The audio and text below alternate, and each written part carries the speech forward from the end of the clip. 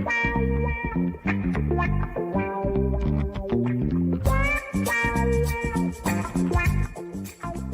the Let's Talk Polyamory podcast, where we talk about all things consensual non-monogamy, polyamory, swinging, and all things about how you can have a secure and sexy relationship. Now here's your hosts, Tara and Andre.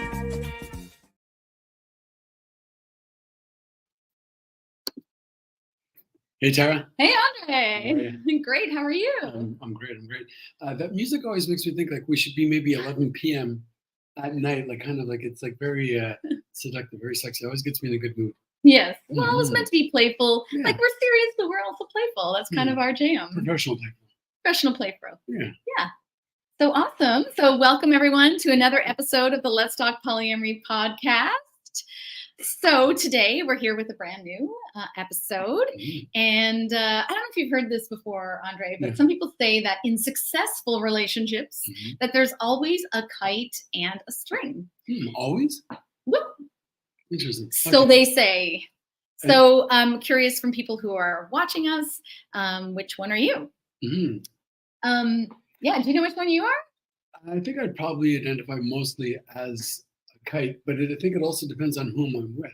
Oh, absolutely. And we're going to talk a bit about that, aren't we? Right. So this is a metaphor that's often used to describe dynamics in monogamous relationships. So we're taking a little bit of a spin on it to see how it might apply in the world of non-monogamy. Because we've had some really interesting conversations about this since we first started chatting about it. So today our topic is kites and strings, relationship roles and dynamics in non-monogamy. Non-monogamy, yeah. It's interesting because I wonder if in monogamous relationship, there is this kind of binary thing, and it's like you are either this or that. And in our poly world, we get many different opportunities to be different people, and does it lend itself to that? So it's interesting to consider. Absolutely. So we're going to talk about what is a kite and what is a string, how these roles might shift, as you said, when we're with other kites and strings, and dynamics of partnering with different pairings.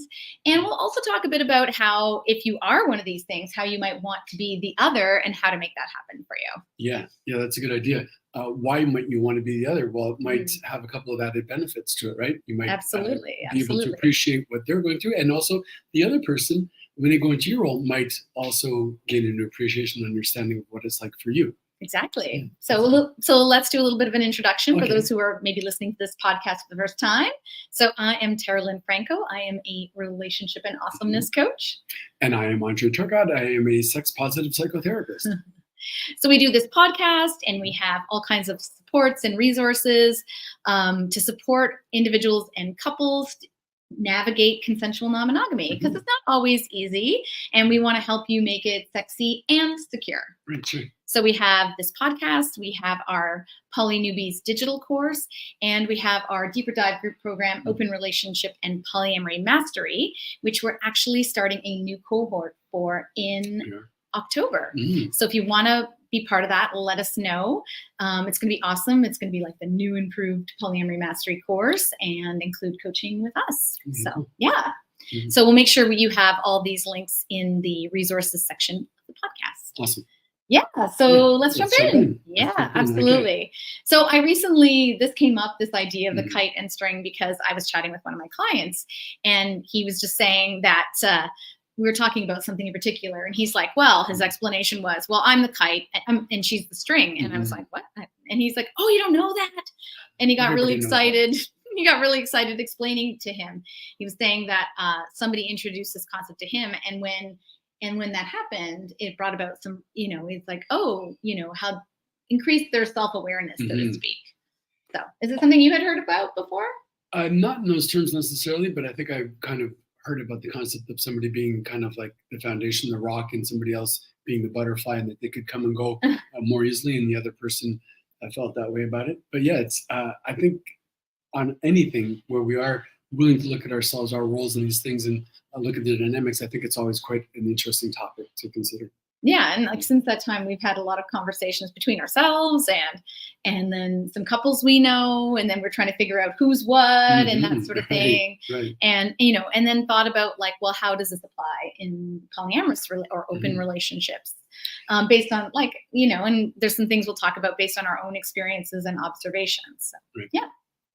Yeah, it just makes me think of the conversation we had at the beach the other day and thinking about these considerations of how we identify as string or kite. And then when if we do go out and pair with another couple, do we end up, consciously or otherwise, finding our way to the one that is most like us or the one that we've found it to be our complement? Awesome. Well, let's first explain what a kite and string is, because maybe some people don't know what it is. I mean, I didn't. I'm not sure I still do. What is it? Tell me. I actually had a different definition I thought it was, and I was like, but anyways, we'll talk about that. Oh, I'm curious to know what that is. Yeah. So like a kite that's flying in the air, the kite is what you see soaring through the sky, dancing in the wind. Typically they're the more carefree in a pairing. They're easygoing, low stress, sometimes more fun person in the pairing. So, and then the string is the one who keeps things grounded, organizes. They're the planner and the schedule keeper. The practical part. Does that seem in any way less sexy or less inviting to be the string? Well, I think it can be. So like in a relationship where there's like a family unit, for example, like they might be the one that's like the CAO of the household. So they're making sure the bills get paid. They figure out how to get the kids to soccer practice. They might plan trips and that sort of thing. And the string is the kind of the person that makes sure things get done. And we're really generalizing here. So let's just say that too. It's not always the case, but there's usually one person that has more of these characteristics. The string also can sometimes hold onto the kite and make sure they don't fly too far away or bring them back to earth when needed. I'm curious though, as you say these things, for me, initially, this sounds more like the idea that I'm free and able to go as a kite and you have to be the string, the thing that keeps it all together. And I'm wondering, what's the incentive for you to be the string? What's the payoff? What is the benefit to it? And if there's not so much, does it then create opportunity or cause for resentment? Well, it can for sure. But I think sometimes people adopt these rules because it's where their comfort is. Like, I mean, could we guess? Can anyone guess as to who is the string and who is the kite in our situation? Like maybe our podcast picture might give you an idea. Oh, I know those people. Yeah. So I think I want to make the point too that like you were saying, like I would say that I'm more the string, but I enjoy string. Like people enjoy being this. People who are the string enjoy being the string to an extent. They like being in control of things. Maybe they like being organized. For me, being a string allows me to feel comfort that things are getting done. Sometimes being the string helps with my anxiety. Sometimes being the string increases my anxiety. Yeah. But I think another point is about kites. And I think kites are perfectly able to do all these things, but they prefer not to in some cases, right? And if they're solo, a kite will have to do these things because they're the only ones, sort of thing. But on a personal level, I hope you don't mind, but there are times when I feel like I want to help with being the string, but that it's not always met with such enthusiasm that sometimes as a string, you're like, well, I know how I prefer it to be. I know how it should be done. And while it's quite interesting to allow you, that you're not always wondering my version. You're not always appreciating, shall we say, my level of stringship. That sometimes it's not quite the way you want. So I wonder if that presents a question. As a string, are you willing and able to let go of being the string? And would you want to fly as a kite? And how is it for you to fly as a kite? Yeah. And I think when you raised it earlier, I think sometimes strings also, like, while they're holding on to the string and they want to be the string, they do sometimes get resentful of that role and they want to be a kite. I sometimes want to be a kite, and I don't want to make all decisions. And sorry, go ahead. No, I was just thinking as I was saying that, I'm wondering if I invite you to be a kite with me, are we both then untethered, and where will it land? Does it feel safe enough for both of us to go there? Would it work if we're both so carefree and so spontaneous, or does it automatically need to have somebody who is going to anchor us and keep us from just flying away all the time. Yeah, I think, well, maybe we can talk about it in a bit about being switches, but I think, allowing yourself to be a kite sometimes is good. Yeah. Allowing yourself sometimes to be a kite. Is it also good sometimes to allow yourself to be the string? Yes. Is it allowing, or is it the need to demonstrate? So does being a kite automatically imply that it's just carefree and easier to do, and that there's a certain level of responsibility or kind of action-oriented things that are dictating our being the string, so that it becomes almost like more of a role or a burden, and the other one is more of an opportunity? And I think I was asking this question earlier, does it in any way indicate our level of psychic maturity? So as an immature little kite, it's free for me. I go around and I'm a butterfly and I just go where the wind takes me, and it's wonderful, but it doesn't necessarily indicate my level of being effective or responsible, even though I may be. In other roles in my life, I'm very responsible, but does it create this unfair burden? Yeah. Yeah, it can, for sure. It can, for sure. And I think there's burdens on both sides, and sometimes the kite wants to be the string, like you said. Well, I wonder if I am the string, does it allow you then to become more of the kite? Well, it might. If you're able to let go of that rule. Yeah. And I think there's some, kites do, like, as being a string, I know that you show great appreciation for when I take care of things and that sort of thing. So I think that's important to state too. So yeah, so I think that's the basic definition of kites and strings. Would you say we covered it all? Pretty much. Okay, so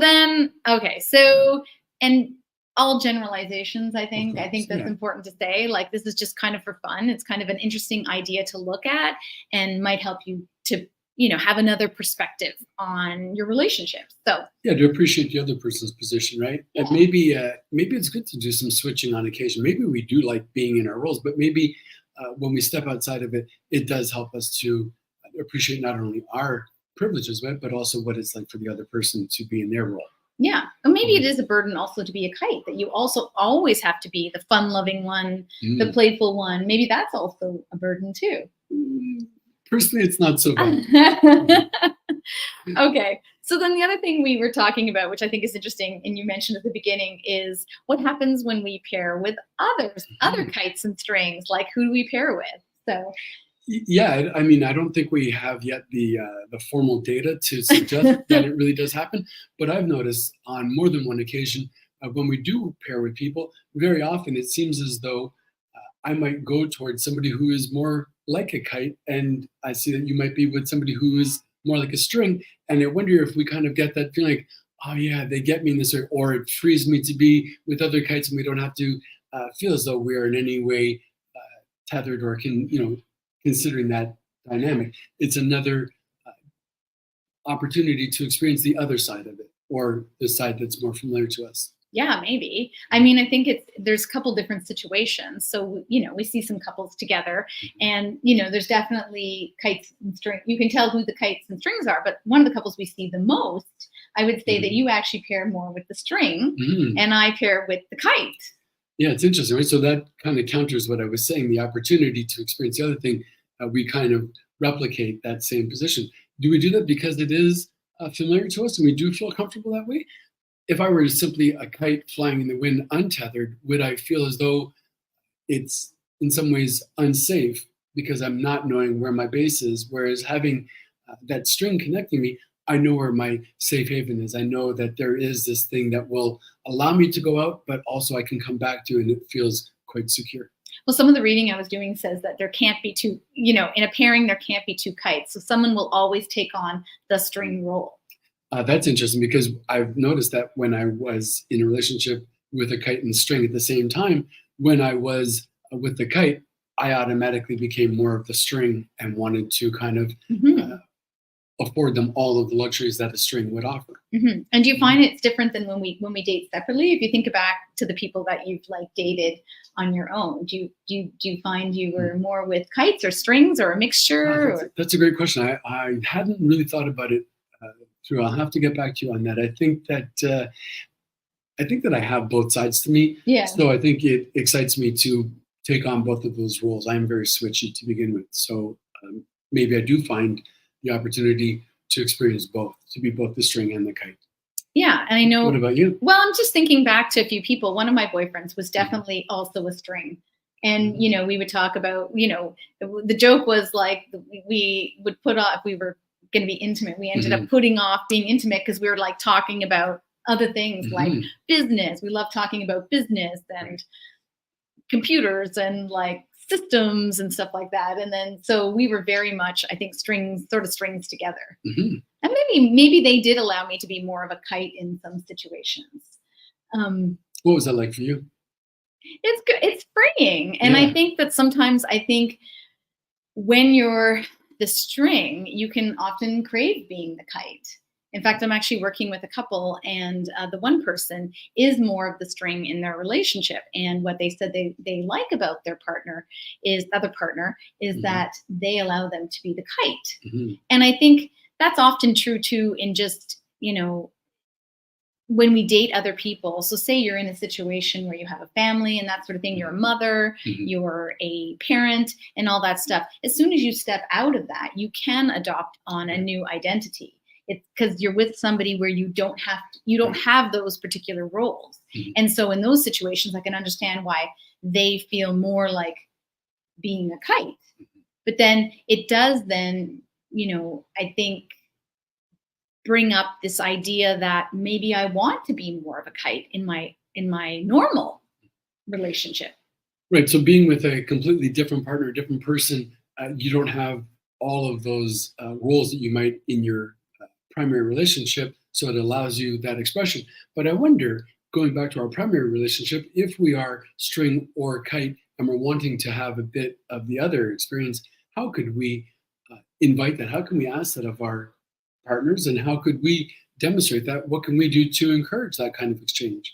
Well, what do you think? Do you have some ideas?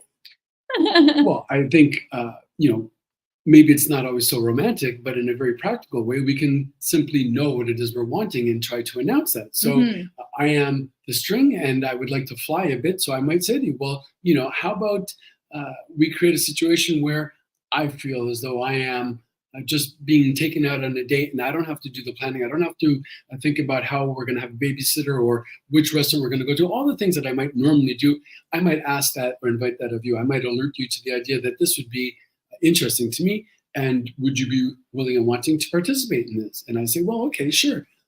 I think it'd be good for us. I think it might be maybe challenging, unfamiliar to me, but maybe there's an opportunity for growth there. And I say, yes, let's give this a shot and see how we do. And let me know how I'm doing. Yeah, and we do that. I think I have asked you to do that in our situation. One of the things we forgot to talk about was the key. I just want to add it because it just occurred to me. So you might invite me to be the string, and maybe there's a formula to it. It lays out and says, well, part of being a string is to be responsible, to plan, to do these things, to think ahead, to have all these things.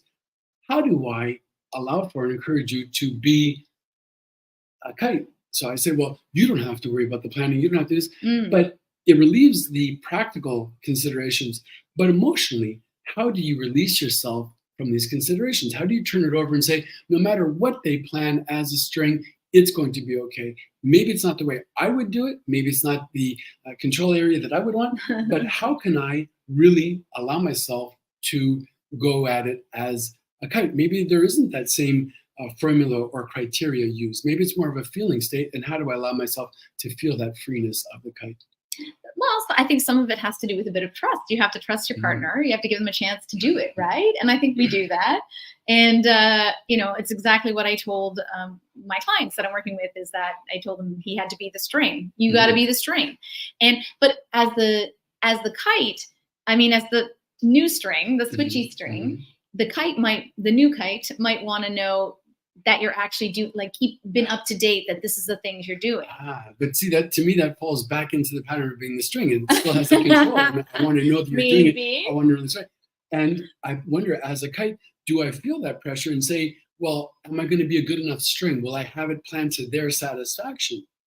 Will they be able to tolerate my role as the string? So does that prevent you sometimes from doing things and planning things?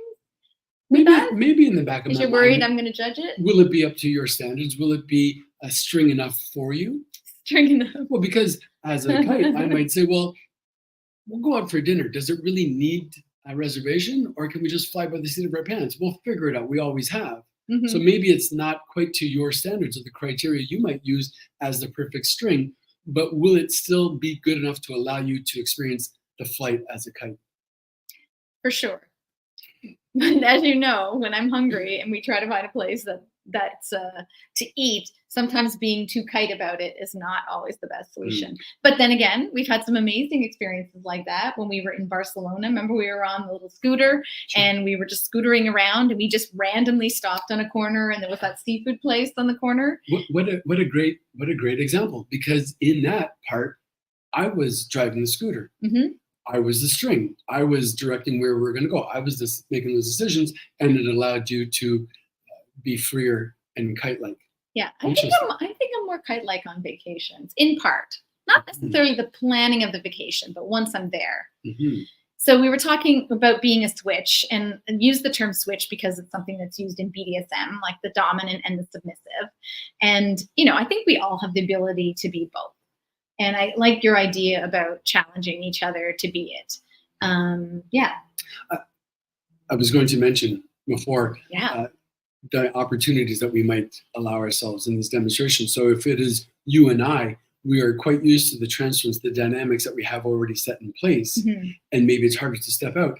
But what about when we do go on other dates with people, or even a scenario like going to a sex club or a party?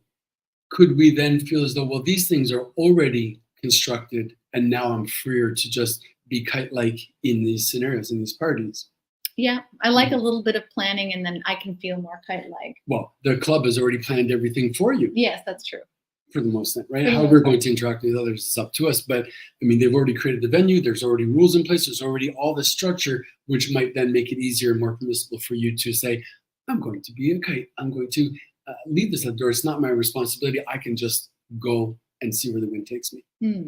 I wonder if it's similar to if you think about people who have really high-powered jobs where they have to be a string all the time. Do they typically want to be more of a kite in relationships? Do they want to break? Because it's the same idea sort of in BDSM. I think typically people who are more dominant in their career and their life want to be more submissive. It gives us balance, right? Yeah, because it's good to have control, but it's also good to let go. And having the experience of two can be very interesting for many people. And many people are like, no, I am the dominator and I always want to be the dominator. I am submissive and I just feel much better being that way.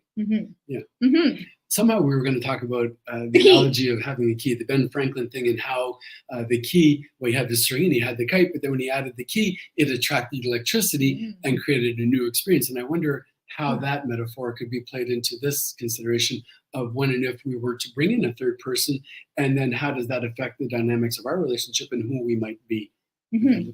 I don't even think it has to be a third person. I think the key is actually the idea of being in an open or polyamorous relationship. It allows this spark of electricity and interest and that sort of thing. And for many people, it is bring the excitement back into a relationship. Not that it solves problems. We never suggest that. But it can be something that supercharges your relationship. But that's a great point to bring up. Yeah, I hadn't considered that. I thought I was in my mind materializing or imagining a third being, but maybe it's just the idea of the dynamic of this, that we could have these different opportunities to experience this. Yeah, that's quite interesting. Yeah, doing a threesome or being in a group, maybe there's multiple keys, or like a foursome or moresome.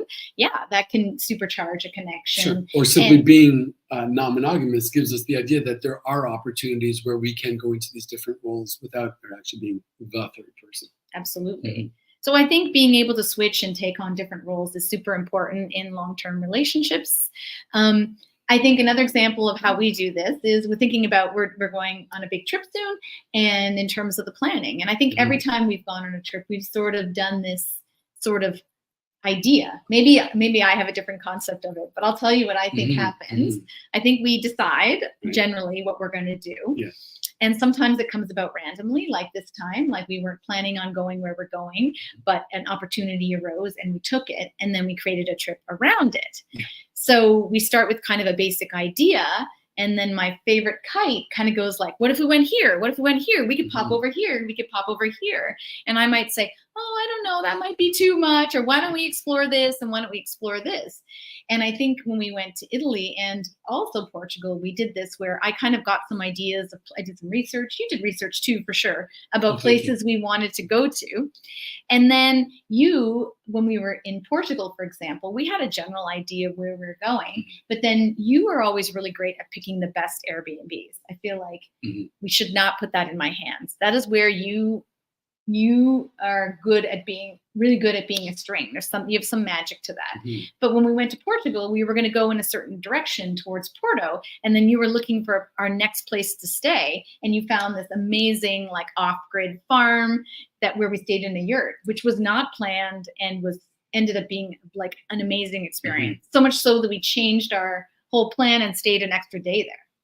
So what I'm hearing is that in that kind of experience, that kind of scenario, we allow ourselves to share in both the kite and string activities, performance, responsibilities, and that is really serving us well. Yeah, good. And that feels good to me. Like I feel like when we do trips, I don't have to plan everything. Right. And there's also some spontaneity in it, and in this trip in particular, we have some stuff at the beginning and stuff at the end, but we kind of have a very fuzzy middle section that we're still sort of sorting out. So not only are we taking a vacation in the traditional sense, but we take a vacation from our roles as kite and string. But we can do that even staying at home on a daily basis, right? Even just planning activities or taking initiatives and things. Yeah, sometimes we just go out I allow myself to be led by my favorite kite on a little adventure. Like last Saturday when we went you said, would you like to go on an adventure? And I'll show you my little secret swimming hole. And I was like, sure. And so I just followed you. I mean, I did some ask are we turning here? Where are we going? Is it gonna go? Are we gonna eat? There was a bit of that, but then you pointed it out and you were like, okay, just follow. Well, I wonder, I know exactly the incident you're speaking of, and I remember you were asking those questions, and I knew exactly what was going to happen. I had already planned it out, but I wonder what it was like then, my invitation to you, my appealing to you that you might let go of the string roll and allow yourself to just tether yourself to my string and allow yourself to be the kite, and what that was like for you to go outside of your own immediate comfort zone to allow for this new expression. Yeah. I think it was great. I mean, I had such a great time. I think for me, it's easier for me to be a kite when I'm free from obligations. That day, we actually did some work in the morning, so I felt like I had accomplished something. If I hadn't, and I was worried about those things, it might have been harder for me to be a kite. So that's another thing, is sometimes situationally and timing is important. Great data to know, right? So in order for me to really appreciate this new opportunity, what do I have to have in place in order to feel as though I can cut that string and be the kite, or give myself more rope in that string, maybe it's a better way. So yeah, that, well, I have to have certain things in place already for me to really do that. And as your partner, I'll know these things as well. If I just spring it on you and you still have a mountain of work or responsibility, or these other parts are not yet satisfied, it's going to be much more difficult for you. And I think that's understandable of anybody. It's going to be harder to slip into this other role. Right? Yeah. So or even frustrating too. We've had that experience, right?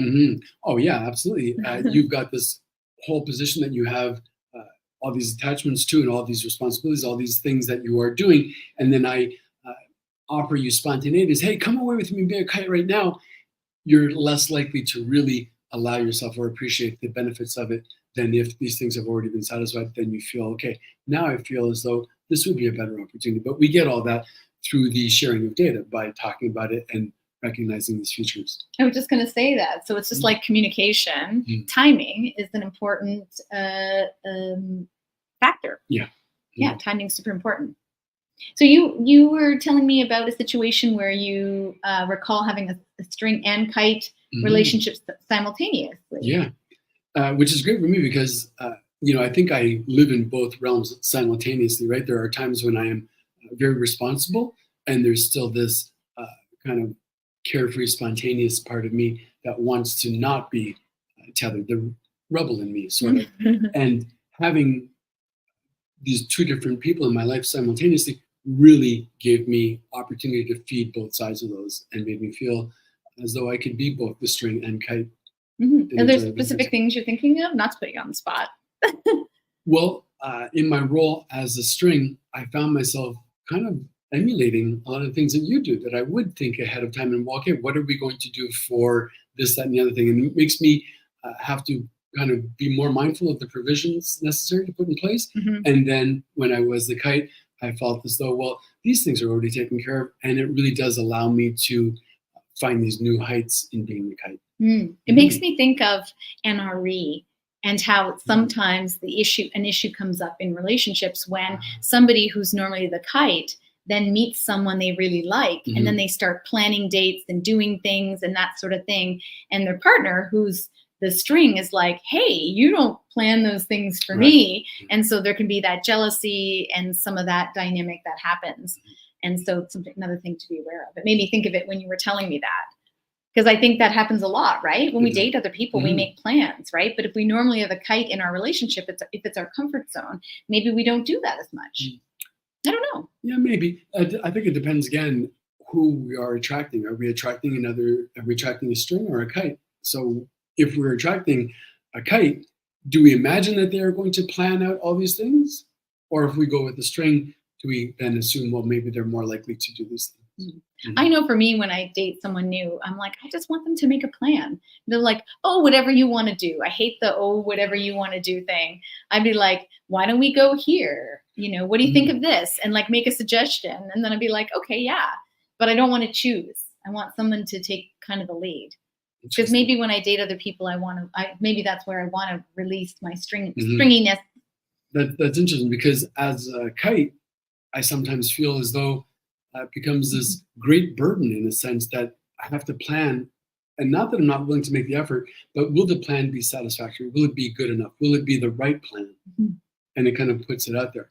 But I can appreciate that when we do plan, it does sort of indicate, or often will indicate, a level of interest and desire, saying, well, I cared enough to make this plan. And the absence of such might in some ways often say, well, it doesn't really seem like he's that interested. He's not really caring to plan so much. Maybe it's less about the plan and more about the demonstration of intention or investment. Yeah, I think there has to be that. For me, there has to be that demonstration. I don't like what do you want to do? What do you want to do? What do you want to do? And you're like in this back and forth. I just want like someone to decide, and I don't want it to always to be me. If I really like the person, I might make a plan and say like, how about this? But I don't want to always have to do that. And then I lose interest pretty quickly. If, because we tell ourselves stories, and if it's someone we don't know, even more so. So, yeah. So there's a couple of other metaphors out there that we came across. There was the rock and the string. The rock. Oh, no, not rock and string. It was rock and kite, I think. Rock and kite. Yeah. I wrote down rock and string. That's interesting. That's interesting. What does that say? Well, I'm wondering, initially it makes you think, well, do you feel as though there's no choice, that you have to be the string? I'm either going to be the rock or the string. And being a kite is not an option.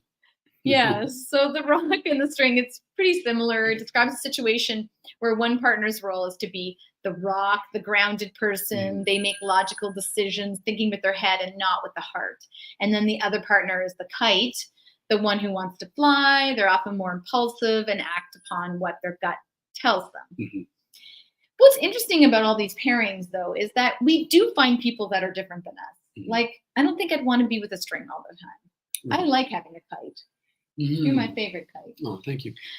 Yeah. No, I think it is interesting to, on occasion, be with somebody who's kind of similar in that sense, but I don't know that it is as emotionally sustainable for me, because then it feels as though it's too much of the same. And while the spontaneity is wonderful, the chaos might sometimes, it's like too much of a good thing almost. Not quite, but it doesn't ground me the same way. And I think I sometimes, as a kite, don't want to feel as though I'm simply going to fly away. I do want to sometimes feel as though there is a connection back to, and it makes me feel secure. And it makes me feel secure to have a kite sometimes, that I can free myself and allow myself to fly away with you. I do want to say something too, is like, there's one area where I think you've really taken on more of the string, because it used to be there was certain parts of your business, for example, like your practice, that you didn't enjoy doing. And you would ask me for help. And I would always help you, but I got to the point where I think I was feeling a bit resentful about it, because I was, it was becoming my responsibility. And then if something was missed, then it was like, oh, I didn't do that because I assumed you were going to do it. And I think this is one area where you've really stepped up and you've gone beyond your comfort zone to do those things. It's interesting that you should mention the resentment part of it. And I wonder, as a string, if we are more likely to experience resentment. As a kite, what could I really resent you for? Well, maybe sometimes I feel as though there's not enough string. I want to fly a little bit higher, a little bit wider. Oh yeah, for sure. But really, the idea is that how can we then alert ourselves to the potential for resentment before it becomes a resentment? Yeah. So how could we, and I think part of being the switch really allows for that, because it helps me to appreciate, well, what does it actually involve? What are the things necessary to be in your role?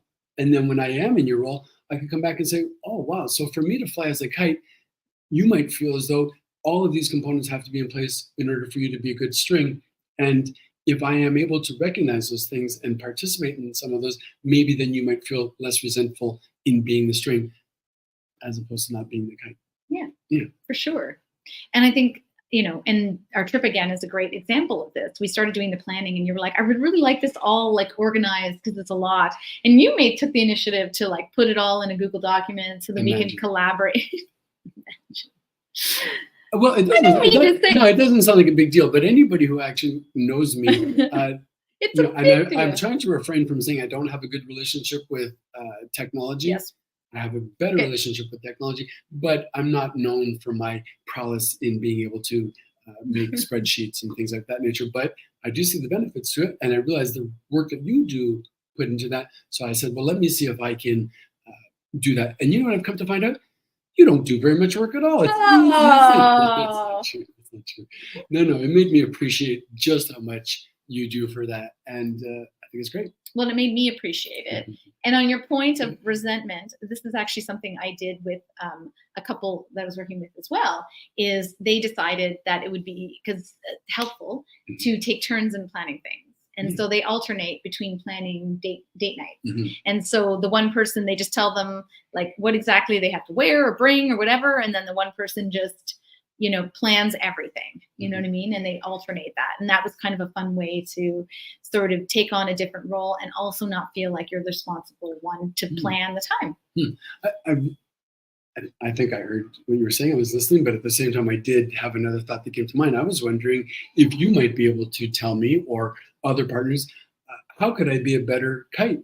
How could I be a better string? Maybe sometimes I pull too much on the string. I want to go too wild in the wind, and maybe that doesn't work well with you.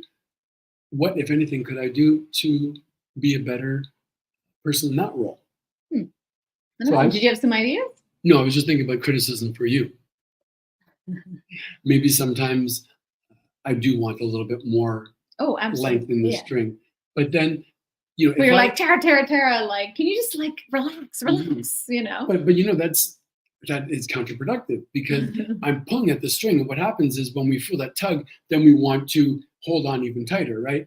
As opposed to finding a way to recognize what might be driving this position and what would make you feel perhaps more secure, where you can let out a bit more string. Yeah, I think I've been feeling like I can let out a bit more string, but it's nice to be reminded. We still have to figure out gentle ways of doing it if we are tugging too hard. And I do tug too hard, and it's a bit, some of it's out of, feeling insecure, unsure, and strings probably also like certainty is something that they value. And so if you can have certainty in being more free about things, like it sounds counterintuitive, but I think it's possible. I think so. And then I think maybe, can let out the string a bit more. Yeah. And again, it goes back to that earlier part of switching, right? Being considerate of the other person's position, being aware of what it's like for them. And then that might inform us how we could be better kites, better string. I'm going to work on being a better kite. And I'll work on being a better string. Well, you have been. All right. Awesome. There was another analogy of a kite and a blender, which I didn't really like. No, I don't like that one. You don't want me to mention it? No. No. Okay. Mm-mm. All right. We'll pass on that one. You can look it up yourself. Was there anything else you wanted to chat about on this topic? Love to hear from you what your thoughts are always. And just a reminder that, again, this October, we're going to open up a new cohort for our updated Deeper Dive group program, Open Relationship and Polyamory Mastery. But in the meantime, you can still get our digital course over the summer and get started so that you have an amazing, sexy, and secure fall. Awesome. And another just thing is that we're getting near the end of season 1. And so there'll be 2 episodes. We're going to take a little break, and then we're going to come back in September with some all new content, guest speakers. I'm super excited. We've been talking to a few people, and we've got a super awesome lineup. We sure do. Planned. Cool. So thanks for listening, everyone. Thank you. And see you on the next one. Bye. Bye.